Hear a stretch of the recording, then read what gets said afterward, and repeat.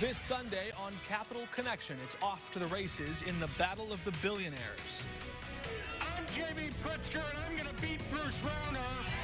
It's our fight to save our state. If debate number 2 is anything like debate number 1, it will be nasty. We expect both candidates to use an F word to describe their opponent. J.B. Pritzker is going to say that Governor Rauner failed, and Governor Rauner is going to say that J.B. Pritzker is a fraud. Governor Rauner and J.B. Pritzker just wrapped debate number 2. Coming up, why each wants the other in handcuffs. Yeah, Illinois has a new governor, and if you read the inaugural address from J.B. Pritzker after his speech today, it's clear he wants to take the state of Illinois in a new direction. Governor Pritzker stepped in, struck a compromise deal with Republicans, and eventually passed some of the biggest social and economic changes this state has seen in decades. A $15 minimum wage. Illinois legalizes small amounts of marijuana. Illinois will become the first state in the nation where you can walk into a sports venue and place a bet. From above, this bridge probably looks like most any other, but it's down here where inspectors come to look at the columns, the steel girders, inspect the concrete and the structural coatings to see what lies beneath.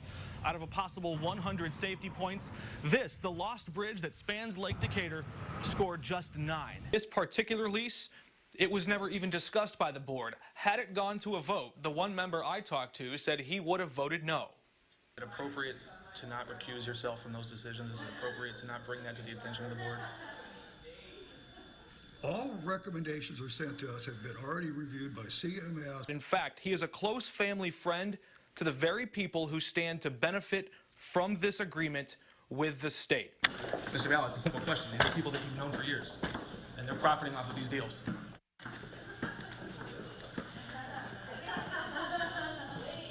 You're not going to recuse yourself in the future from any deals like this? He didn't recuse himself from that decision, and he didn't see any need to do any of that. Does that raise any ethical red flags in your mind?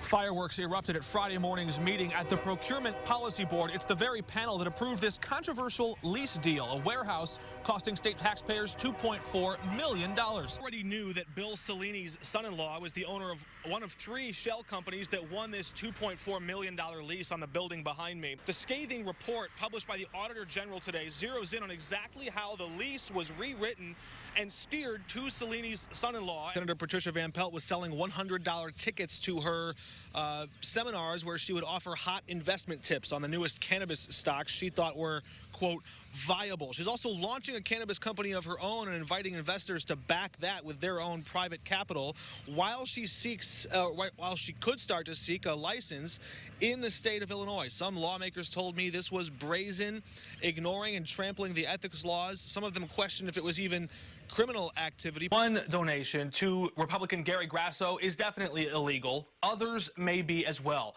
Federal election law says politicians cannot take campaign cash from foreign nationals. The State Board of Elections still shows currently that Cayman Islands money is still in your campaign account. You're saying that's not true. That's not true. And I don't know if they show it, but what's more important is what did I do when I found out about it? I returned it. You've also taken campaign cash from people with links to organized crime. They're named in FBI affidavits and witness sheets and interviews. I mean, why do people like this find something interesting in your campaign? This race isn't about that. Decatur is ground zero for people leaving. It's the fastest shrinking city in the state.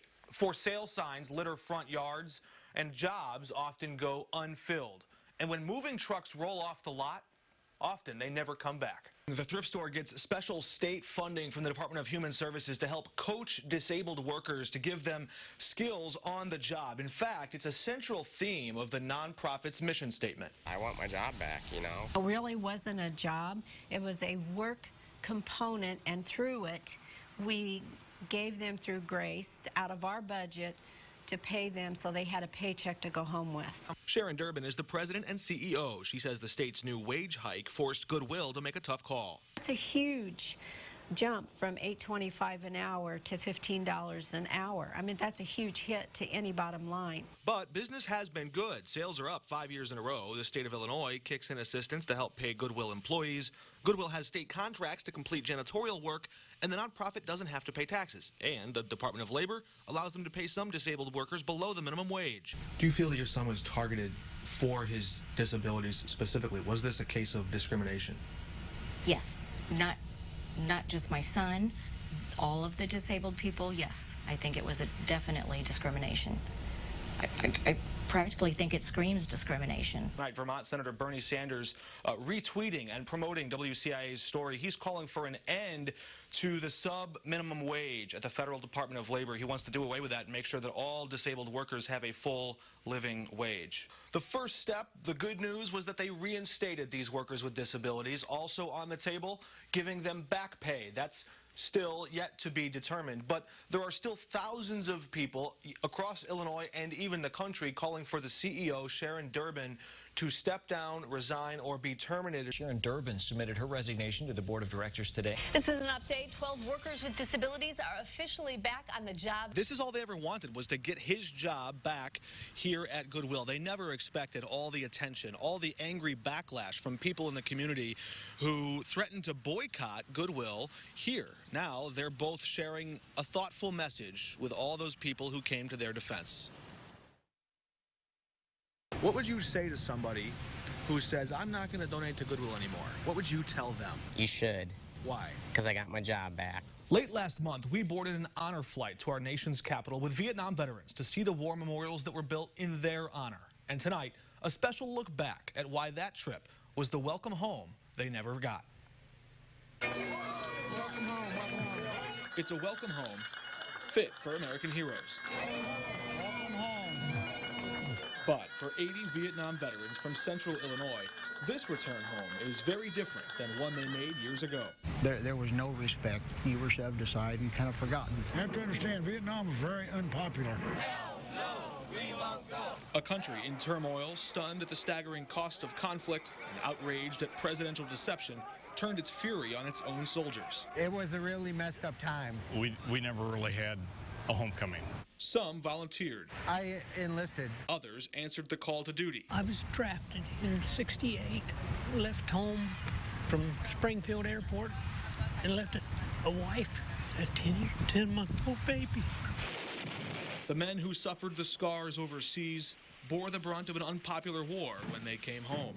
You know, it makes you wonder why you went and served.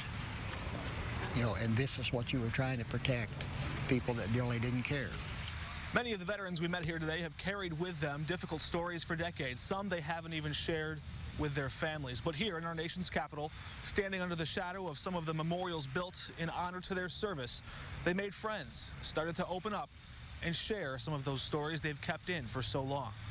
I was walking point that day and I heard somebody ruffle. Leroy Smothers, overcome with emotion, visiting the Vietnam Memorial, recounting a close call that could have cost him his life. And he didn't quite get the message, so he had me come back to him and send another guy for my place, and that guy got killed in 5 minutes. That twist of fate is something he'll never forget. It haunts me. In an hour. Real bad. I still have nightmares about it. And his flight home in 1969 only added insult to injury. They hated us when we came back from Vietnam. I don't know why, but they treated us like dirt. We wanted to get that uniform off. The proper welcome home would wait nearly half a century. After an all-expenses-paid honor flight, stepping off the plane to applause, a military band, then visiting the war memorials, a somber scene, and salute at Arlington National Cemetery as taps played at the tomb of the unknown soldier. Then, on the plane ride home, a surprise. One final mail comes for you, reminiscent of when you were serving. Reading letters from home. I can't read it, because if I do, I think I'm going to cry. Before returning back to the place they fought for, the families they love, and a country they now proudly call home.